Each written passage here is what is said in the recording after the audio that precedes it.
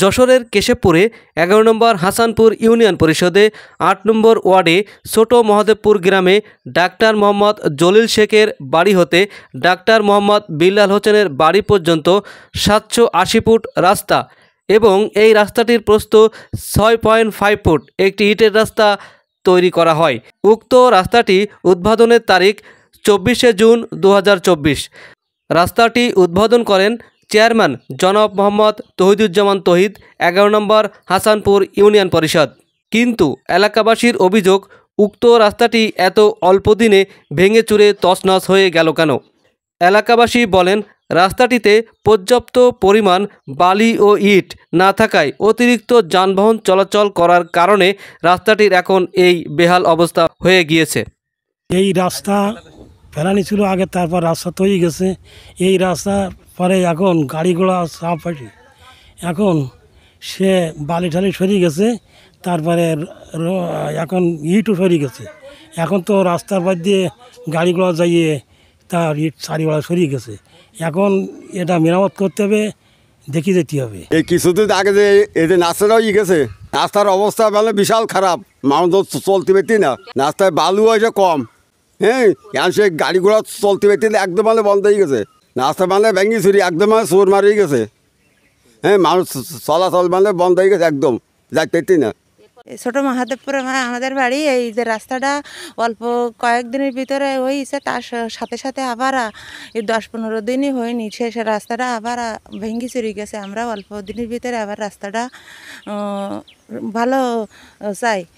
আমাদের এই যে চেয়ারম্যান করে গেছে এই রাস্তাটা, তো চেয়ারম্যানের কাছে আবার আমরা অভিযোগ দিচ্ছি যে রাস্তাটা যেন অতি তাড়াতাড়ি রাস্তাটা আমাদের ভালো হয়ে যায়। এই যে আশেপাশের মানুষ, সমস্ত মানুষ এমনি চলাচল করে, তাই একটু যাওয়া আসার জন্য অসুবিধা হয়ে দিচ্ছে। তা এই জন্যই আমরা একটু অভিযোগ দিচ্ছি আপনাদের কাছে।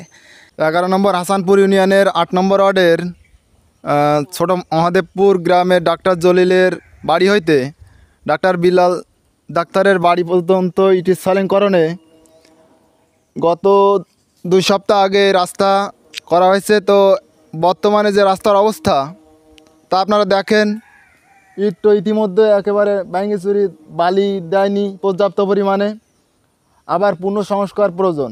তো এলাকাবাসী সবার নজরে পড়েছে যে রাস্তা অল্প দিনের ভিতরে গলে যাচ্ছে, তো সামনে তো মনে করেন সারা জীবন তো বাকি। আর এই রাস্তায় মনে করেন পাশে বড় একটা বিরাট 3-4 গ্রামের মাঠ, এই মাঠের যাবতীয় লোকজনের ধান পাট চলাচলের একটি যোগাযোগ ব্যবস্থার এটাই প্রধান রাস্তা। তো এই রাস্তা যদি অল্প টাইমে এই রাস্তা গলে যায় তাহলে পরবর্তীতে এর অবস্থা তো খুব করুণ অবস্থা হবে।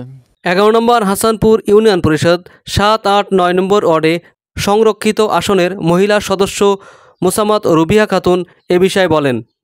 আমি রুবিয়া খাতুন, কেশবপুর 11 নম্বর হাসানপুর ইউনিয়নে ছোট মহাদেবপুর গ্রামে LGSPর এই রাস্তাটা এইমাত্র 10 থেকে 12 দিন সম্ভবত হয়েছে। এর ভিতরে এত জনপ্রিয় রাস্তা, গাড়ি ঘোড়া আসার কারণে রাস্তাটা একেবারে ধসে গেছে। আপনারা দেখছেন, সরাসরি দেখেন, রাস্তাটা শুরু থেকে শেষ পর্যন্ত ঠিক একই অবস্থা, বালি নেই ভিতরে। এই দেখেন কত লোকজন আসছে, এত ভিড়।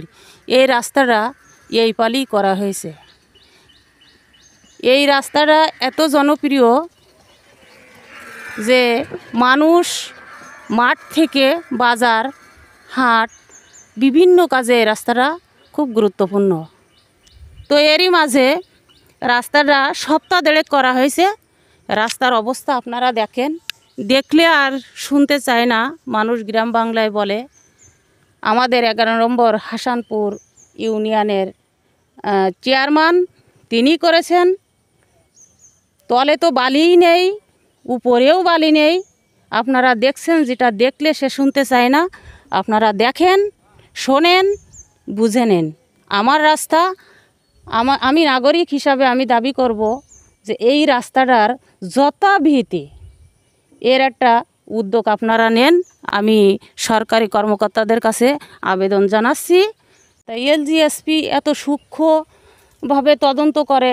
আমি মনে করি যে এলজিএসপির উপরে দাঁড়িয়ে এই বিভিন্ন কাজকর্ম উপরগুলো নক্ষদর্পণ থাকে, কারণ এলজিএসপি এমন জিনিস যা 2 নম্বরই বা 3 নম্বরই করার সুযোগ আসে না।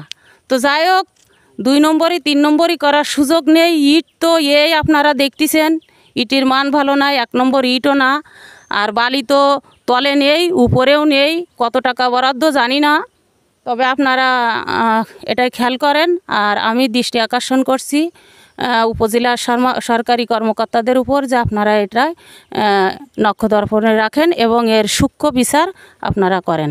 মোহাম্মদ মেহেদি হাসান উজ্জ্বল, বাংলাদেশ ডিজিটাল টিভি, কেশবপুর, যশোর।